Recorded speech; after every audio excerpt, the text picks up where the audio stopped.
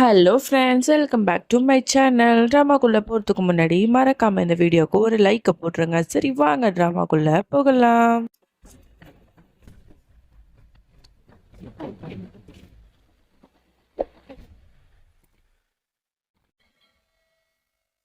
Starting சீன்ல நம்மளோட தியாவை தான் காட்டுறாங்க. அந்த வீட்ல இருக்கிறவங்க எல்லாருமே சேர்ந்து தன்னோட அப்பாவையும் சரி அவளையும் சரி ரொம்ப அசிங்கப்படுத்தி அவமானப்படுத்தி பேசியிருப்பாங்க இல்லையா? அதெல்லாம் நினைச்சு பார்த்துட்டு அவளுக்கு ரொம்பவே கஷ்டமா இருக்கு. அவ வந்து அவளோட ரூமுக்கு போயிட்டு அப்படியே ரொம்ப ஃபீல் பண்ணி அழுதுட்டு இருக்கா. உடனே அவ அப்பா கிட்ட போய் கேட்குறா, அப்பா ஏன்பா இங்க வந்தீங்க? பாருங்க, இதனால உங்களுக்கு எவ்வளோ பெரிய அசிங்கம். உங்களை வந்து எல்லாம் அசிங்கமா பேசுறாங்க. எனக்கு ரொம்ப கஷ்டமா இருக்குப்பா. எதுக்குப்பா இப்படிலாம் பண்றீங்க அப்படிங்கிற மாதிரி கேட்க, இதெல்லாம் என்னோட மகளுக்காக தாம்மா நான் பண்றேன். உனக்காக தான். உன்னை வந்து நான் எப்படி இந்த வீட்ல தனியா அனுப்ப முடியும் சொல்லு? உன்னோட அம்மா ஏற்கனவே என் மேல கோவத்துல இருக்கா. அப்படி இருக்கிற சமயத்துல உன்னை இங்க தனியா அனுப்புறது எனக்கு சரின்னு படல. இந்த வீட்ல வந்து நீ எப்படி இருக்க என்னன்னு நான் பார்க்கணும். இந்த வீட்ல நீ ஃபுல்லா செட்டில் ஆயிட்டதுக்கு அப்புறமா தான் நான் இந்த வீட்டை விட்டு போவேன். அது வரைக்கும் இந்த வீட்ல உன் கூட தான் நான் இருப்பேன். அதனால நீ எப்பவுமே கவலையே படக்கூடாது. எப்பவுமே உனக்கு நான் இருக்கமா அப்படின்னு சொல்லிட்டு அவர் ஆறுதலா 4 வார்த்தை பேசிட்டு இருக்காரு. இங்க அப்படியே வந்து நம்மளோட குட்டி ரதன் சிங்கை தான் காட்டுறாங்க. அவன் வந்து அத்தைக்காரிய வந்து கழுத்துல அப்படியே கட்டி பிடிச்சிக்கிட்டு, அத்தை நான் உங்களை ரொம்ப மிஸ் பண்ண தெரியுமா? என்ன நீங்க மிஸ் பண்ணீங்களா இல்லையா அப்படின்னு சொல்லிட்டு அவன் பாட்டு கொட கொடன்னு பேசிக்கிட்டே இருக்கான். ஆனா அவ வந்து எதுவுமே பேசாம அமைதியா இருக்கா. அத்தை உங்களுக்கு தெரியுமா, நான் ஒரு ஏஞ்சல் மாதிரி ஒரு பொண்ணை கல்யாணம் பண்ணிட்டு கூட்டு வந்திருக்கேன். கண்டிப்பா அவளை பார்த்தா உங்களுக்கு பிடிக்கும். நைட்டு கூட உங்களோட ரூமை நான் தட்டிட்டே இருந்தேன். ஆனால் நீங்கள் திறக்கவே இல்லை. ஐ திங்க் நீங்கள் ரொம்ப வந்து ஆழ்ந்த உறக்கத்துக்கு போயிட்டீங்க போல. அதனால தான் கதவை திறக்கலன்னு நினச்சிட்டு நானும் வந்துட்டேன். சரி அத்தை, வாங்க நம்ம போய் நம்ம தியாவை பார்க்கலாம் அப்படிங்கிற மாதிரியே அவன் கூப்பிட்டுட்டு பேசிக்கிட்டே இருக்கான். ஆனால் அவங்க கொஞ்சம் கூட கண்டுக்காம அப்படியே வந்து எந்திரிச்சு போகிறாங்க. என்னத்தை என்னதான் ஆச்சு? ஏன் இப்படி வந்து என் மேலே கோவமா இருக்கீங்க? நான் ஏதாவது தப்பு பண்ணிட்டேனா? எதா இருந்தாலும் சொல்லுங்க ப்ளீஸ், என்கிட்ட ஏதாவது பேசுங்க அப்படிங்கிற மாதிரி அவன் கேட்டுட்டே இருக்கான். ஆனால் அவங்க கடைசி வரைக்குமே எதுவுமே சொல்லாம அப்படியே போயிடுறாங்க. இது எல்லாத்தையுமே தூரத்துல இருந்து அந்த ரதனோட அக்காவும் பார்த்துட்டு தான் இருக்கா. அம்மா எதுக்கு இப்படிலாம் நடந்துக்கிறாங்கங்கிற மாதிரியே அவ யோசிச்சுட்டு இருக்கா. இங்க ரதன் சிங்குக்கு ரொம்ப கஷ்டமாயிடுது. ஏன்னா அவன் அத்தை மேல ரொம்பவே பாசமா இருப்பான் இல்லையா? ஸோ என்னது இது, இவங்க இவ்வளோ ஹர்ட் பண்ற மாதிரி ஒண்ணுமே பேசாம போயிட்டாங்களே அப்படின்னு சொல்லிட்டு வருத்தப்பட்டு அழுதுட்டு இருக்கான். அப்பதான் வந்து அக்காக்காரி வந்து சமாதானப்படுத்துறா. நீ ஒன்றும் கவலைப்படாத, அம்மா வந்து இந்த மாதிரிலாம் வந்து இவ்வளோ சீக்கிரம் இருக்க மாட்டாங்க. அவங்களுக்கு வந்து கொஞ்சம் உடம்பு சரியில்லைன்னு நினைக்கிறேன். அதனால தான் எதுவும் பேச மாட்றாங்க. கண்டிப்பா உங்ககிட்ட வந்து பேசுவாங்க. நீ ஒன்றும் கவலைப்படாத அப்படின்னு சொல்லிட்டு சமாதானப்படுத்த அவனும் சரின்னு சொல்லிட்டு எழுந்துடுறான். என்னதான் இவளோட அக்காக்காரி அவகிட்ட ஆறுதலா 4 வார்த்தை பேசினாலும் கூட அத்தைக்காரி வந்து அவகிட்ட பேசாம போனது அவன் மனசுக்கு வலிக்க தான் செய்யுது. உடனே வந்து அழுதுகிட்டு தியாவோட ரூமுக்கே வந்துடுறான். அப்படியே அழுதுட்டு உட்காந்துட்டு இருக்கா. உடனே வந்து தியாவும் அவளோட அப்பாவும் என்னாச்சு ஏதாச்சு அப்படின்னு சொல்லிட்டு பயந்துகிட்டு கேட்குறாங்க. அப்பதான் அவன் சொல்றான், இந்த மாதிரி என்னோட அத்தை நான் வந்து அவங்க மேல எவ்வளோ பாசம் வச்சிருந்தேன் தியா, உனக்கு நல்லாவே தெரியல. அவங்கள பார்க்கணும்னு சொல்லிட்டு தான் இந்த கேசர் மகாலுக்கே நான் வந்தேன். ஆனா அவங்க என்கிட்ட பேசவே மாட்றாங்க. என் மேல ஏதோ கோவமா இருக்காங்கன்னு நினைக்கிறேன் அப்படின்னு சொல்லிட்டு அழ ஆரம்பிச்சிடறான். தியாவுக்கும் சரி அவனோட அப்பாவுக்கும் சரி தெரிஞ்சிருது. இந்த மாதிரி தியா வந்து கல்யாணம் பண்ணிட்டு வந்தது அவங்களுக்கு பிடிக்கல. அந்த கோவத்தின் வெளிப்பாடு தான் ரதன் சிங்கிட்ட வந்து பேசாம அவங்க இருக்காங்கன்னு. பட் இருந்தாலும் வந்து அவங்க சமாதானப்படுத்தி தான் பேசிட்டு இருக்காங்க. நீ இந்த மாதிரிலாம் அழக்கூடாது. இந்த பாருப்பா, நீ தானே வந்து என்னோட தியாவோட கணவன். அப்படி இருக்கும்போது கணவனுக்கு நிறைய பொறுப்புகள் இருக்கு. இப்ப பாரு தியா வந்து எப்படி அழுதுட்டு இருக்கான்னு. அவ அழும்போது நீ தான் அவளை சமாதானப்படுத்தணும். நீ வந்து சின்ன பிள்ளை மாதிரி இப்படி அழக்கூடாது. நீ தைரியமா இருக்கணும் அப்படிங்கிற மாதிரி சொல்லும்போது, ஆமால, நான் தான் தியாவோட புருஷன். அப்படின்னா வந்து நான் தான் தைரியமா இருக்கணும். தியாவோட கண்ணெல்லாம் தொடச்சி விட்டுட்டு, தியா நீ வந்து அழாத, உனக்கு நான் இருக்கேன். கண்டிப்பா அத்தை வந்து ஏதோ என் மேல கோவத்துல இருக்காங்க. கொஞ்ச நாள்ல கண்டிப்பா பேசிடுவாங்க. அதெல்லாம் நம்ம அப்புறம் பார்த்துக்கலாம் அப்படின்னு சொல்லிட்டு அவனும் வந்து சிரிச்சுட்டு போயிடுறான். ஓரளவு சமாதானமாயிட்டு.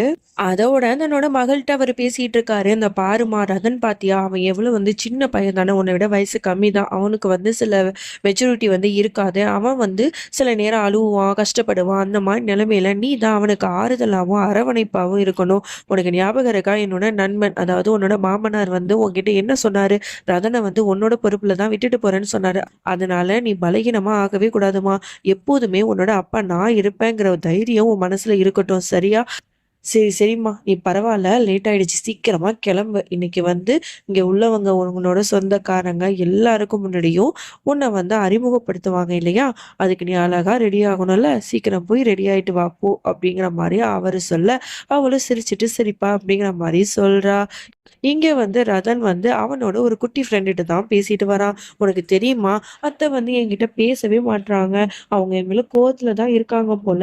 அவங்கள நான் எப்படியாவது சமாதானப்படுத்தணும். என்ன பண்ணலாம்? ஏது பண்ணலாம்ன்னு" அவன்கிட்ட ஐடியா கேட்டுட்டு இருக்கும்போது, அங்க ஒரு வேலைக்கார பொண்ணு போறா. நெறைய கிஃப்ட்ஸ் எல்லாம் எடுத்துக்கிட்டு. உடனே ரதன் கேட்குறான், "ஆமா, நீ எதுக்கு வந்து இதெல்லாம் எடுத்துட்டு போற?" அப்படின்னு கேட்க, அது வந்து இந்த வீட்டோட புது மருமக வந்து வந்திருக்காங்கல்ல, அவங்கள வந்து நம்மளோட சொந்த பந்தம் எல்லாத்துக்குமே வந்து அறிமுகப்படுத்தணும். அதுக்காக ஒரு ஃபங்ஷன் நடக்கும். அதனால தான் அவங்களுக்காக இந்த கிஃப்ட்ஸ் எல்லாம் எடுத்துட்டு போறேன் அப்படின்னு சொல்ல, "அப்ப எனக்கு இல்லையா?"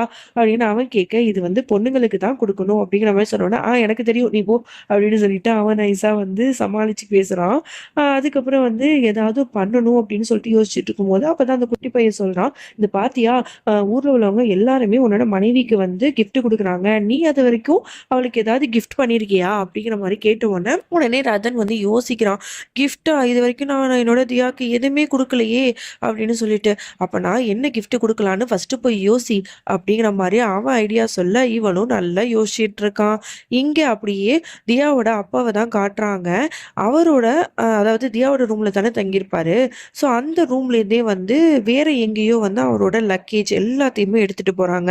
வேலைக்காரங்கலாம். எல்லாரும் எங்க எடுத்துட்டு போறீங்க என்னோட பேக்க? அப்படின்னு சொல்லிட்டு இவரு கத்திட்டு இருக்கும்போது, அப்ப அந்த வீட்டோட அந்த மீசக்காரன்னு இவன சொல்லலாம். அந்த மீசக்காரன் வந்துடுறான். மீசக்காரன் வந்துட்டு, என்ன நீங்க? எதுக்கு வந்து இந்த மாரி வந்து எடுத்துட்டு போ வேணாங்கிறீங்க?" "இதெல்லாம் நான் தான் எடுத்துட்டு போ சொன்னேன். ஏன்னா இந்த அரண்மனையோட எஜமானன் நான் தான். நான் என்ன சொல்றேனோ அதுதான் நடக்கும். இந்த வீட்டோட மருமக ரூம்ல நீங்களா தங்குறதுக்கு என்னைக்குமே அனுமதி இல்ல. உங்களோட மகனா அது உங்களோட வீட்ல மட்டும் தான். இந்த வீட்டுக்கு வந்துட்டா அவ எங்க வீட்டு மருமக. அதனால நீங்க இந்த வீட்ல இருக்கிறதுக்குலாம் உங்களுக்கு அனுமதி இல்ல. பக்கத்துல கெஸ்ட் ஹவுஸ் இருக்கு. அங்க தான் உங்களோட லக்கேஜ்லாம் வைக்க சொல்லியிருக்கேன். அங்க போய் நீங்க தங்கிக்கோங்க." அப்படிங்கிற மாரி ரொம்ப திமிரா சொல்ல, இவனுக்கு ரொம்பவே கோவம் வருது. எதுவுமே சொல்லாம, "ஏன் இப்படிலாம் பண்றீங்க? என்னோட பொண்ணோட வீட்ல தானே நான் இருக்கேன். ஏன் நான் இருக்கறதுக்கு உரிமை இல்லையா என்ன? அது மட்டும் இல்ல, இது என்னோட நண்பனோட அரண்மனை தானே." அப்படிங்கிற மாரிலாம் அவரு சொல்றாரு. "நீங்க என்ன வேணா சொல்லுங்க. ஏற்கனவே எல்லாரும் இருக்கறதுக்கு முன்னாடி உன்ன வந்து நான் அவமானப்படுத்தினது பத்தலையா? இப்ப ஊர் ஜனங்க முன்னாடி உன்ன அசிங்கப்படுத்தி அவமானப்படுத்தணும்னு உனக்கு என்ன ஆசையா இருக்கா என்ன?" அப்படிங்கிற மாரி ரொம்ப வில்லத்தனமா பேச, இவருக்கு ரொம்பவே கஷ்டமா இருக்கு. பட் தன்னோட பொண்ணுக்காக அமைதியா இருந்துட்டு, "நீங்க ஏதாவது பண்ணுங்க" அப்படின்னு சொல்லிட்டு அந்த இடத்த விட்டு போயிறாரு. அப்பதான் வந்து கரெக்ட்டா வந்து அத்தைக்காரியும் அந்த இடத்துக்கு வந்துடுறா. "ஏங்க இந்த மாரிலாம் பண்றீங்க? இந்த மாரிலாம் பண்ணாதீங்க. இப்படிலாம் பண்ணா ஊர் ஜனங்க நம்மள என்ன நெனைப்பாங்க? அதனால அவர் இந்த அரண்மனையிலேயே இருந்துட்டு போட்டுமே! ஏதாவது ஒரு ரூம நம்ம குடுத்துடலாம்" அப்படின்னு சொல்ல, உடனே வந்து "இந்த பாரு, நான் என்ன முடிவெடுக்கிறேனோ அதுதான் நடக்கும். தேவையில்லாம இதுல நீ மூக்க நுழைக்காத" அப்படிங்கிற மாரி அவன் அந்த மீசக்காரனும் ரொம்ப கோவமா திட்டி விட்டுர்றான். உடனே இங்க தியாவ தான் காட்டுறாங்க. அவ வந்து டீ குடிக்கலாம் அப்படின்னு சொல்லிட்டு ஆசையா வந்து டீ குடிக்கிறதுக்கு போறா. அப்ப கரெக்ட்டா வந்து ரத்தன் சிங் வந்துடுறான். "ஆமா தியா, நீ என்ன வந்து குடிக்க போற?" அப்படின்னு கேட்க, "நான் வந்து டீ தான் குடிக்கிறேன். உனக்கு டீனா பிடிக்குமா?" அப்படின்னு அவனும் கேட்குறான். "ஆமா, எனக்கு வந்து டீனா ரொம்ப பிடிக்கும். ஒரு நாளைக்கு 4, 5 கப்பு குடிப்பேன். ஒரு வேளை நான் டீ மட்டும் குடிக்கல அப்படின்னா, அந்த டே வந்து எனக்கு இன்கம்ப்ளீட்டா இருக்கும். ஒரு மாதிரியா இருக்கும்." அப்படிங்கிற மாரிலாம் சொல்லிட்டு இருக்கா. அப்பதான் அவன் சொல்றான், "உனக்கு தெரியுமா? இந்த மாரி டீ குடிச்சோம் அப்படின்னா, நம்ம வந்து ரொம்ப கருப்பாயிடுவோமா. இந்த மாதிரி வந்து அதிகமா டீ குடிக்கக்கூடாது." அப்படின்னு சொல்லிட்டு என்னோட ஃப்ரெண்டு யாஷ் சொன்னான். "அதனால நீ வந்து இந்த மாரி டீலாம் அதிகமா குடிக்காத." அப்படிங்கிற மாரி சொல்றா. "ஏன் குடிக்கக்கூடாது? அப்படிலாம் ஒண்ணும் இல்ல." அப்படிங்கிற மாரி அவ சொல்றா. "இல்ல, இந்த பாரு, அந்த கதைகள்ல வர தேவதைகள் எப்பவுமே வெள்ளையா தானே இருப்பாங்க. நீ வந்து என்னோட தேவதை தானே. நீ வந்து இப்ப வெள்ளையா தான் இருக்க. ஒரு வேளை நீ அதிகமா டீ குடிச்சேன்னா நீ கருப்பாயிடுவ. அப்புறம் தேவதைகள் கருப்பா இருந்தா நல்லா இருக்காதுல்ல. அதனால நீ டீ குடிக்கவே கூடாது. எனக்கு ப்ராமிஸ் பண்ணு." அப்படிங்கிற மாரிலாம் கேட்குறான். இவளுக்கு என்ன சொல்றதுன்னே தெரியல. அதோட வேற வழியே இல்லாம ப்ராமிஸ் பண்ணி குடுத்துடுறான். அவனும் சிரிச்சுட்டு அந்த இடத்த விட்டு போயிடுறான். அதோட சரின்னு சொல்லிட்டு, நம்ம சும்மா தானே அவன்கிட்ட ப்ராமிஸ் பண்ணோம் அப்படின்னு சொல்லிட்டு இவ என்ன பண்றா, டீ குடிக்கலாம் அப்படின்னு சொல்லிட்டு போறா. டக்குன்னு அங்க வந்து ஒரு இன்னொன்னு மருமகக்காரி வந்துடுறா. அவ வந்துட்டு இந்த மாரி, "தியா, வா போலாம்" அப்படின்னு கூப்பிட, "எங்க?" அப்படின்னு கேட்கும்போது, "நீ இந்த வீட்டு புது மருமக இல்லையா? அதனால சில சடங்கெல்லாம் இருக்கு. அதெல்லாம் நீ பண்ணணும்ல. வா வா" அப்படின்னு சொல்லிட்டு அவள அழைச்சிட்டு போறா. அவளோட கையில ஆரத்திய குடுத்து, "இந்த மாரி இந்த வீட்டு கடவுளுக்கு நீ பூஜை பண்ணணும். அதனால ஃபர்ஸ்ட்டு போய் ஆரத்தி எடு." அப்படிங்கிற மாரி சொல்ல, உடனே இவளும் வந்து கடவுளுக்கு ஆரத்தி எடுக்கிறதுக்காக போறா. அப்ப அந்த மருமகக்காரிக்கு ஒரு கால் வருது. உடனே அட்டெண்ட் பண்ணி பேசுறதுக்கு அவ வெளில போயிடுறா. அப்ப வந்து தியா தனியா தான் இருக்கா. அப்ப அந்த அரண்மனையிலேயே வந்து நம்ம ரதன் சிங் இருக்கான, அவனோட அப்பாவோட ஃபோட்டோ பெருசா மாட்டியிருக்கும். உடனே அந்த ஃபோட்டோவ பார்த்த உடனே அவரோட ஞாபகம்லாம் இவளுக்கு வர ஆரம்பிக்குது.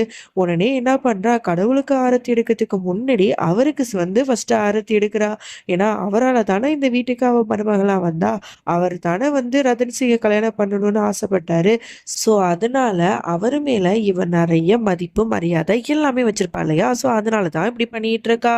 அப்ப பார்த்தா அவளுக்கு நேரா மேல ஒரு பெரிய லைட் இருக்கு. அது வேகமா வந்து அப்படியே ஆட ஆரம்பிக்குது. அப்படியே வந்து அவளோட தலையில விழுற மாரி வருது. உடனே இவ பயத்துல அம்மா அப்படின்னு சொல்லிட்டு கத்துறா. இதுக்கப்புறம் என்ன நடந்துச்சு? அவளுக்கு என்ன ஆச்சு? ஏதாச்சுங்கிறதெல்லாம் நம்ம நெக்ஸ்ட் பார்ட்ல பார்த்து தெரிஞ்சுக்கலாம். இதுக்கப்புறம் என்ன நடந்துச்சுன்னு சொல்லிட்டு நம்ம நாளைக்கு பார்க்கலாம். அதுவரைக்கும் என்னோட காத்திருங்க.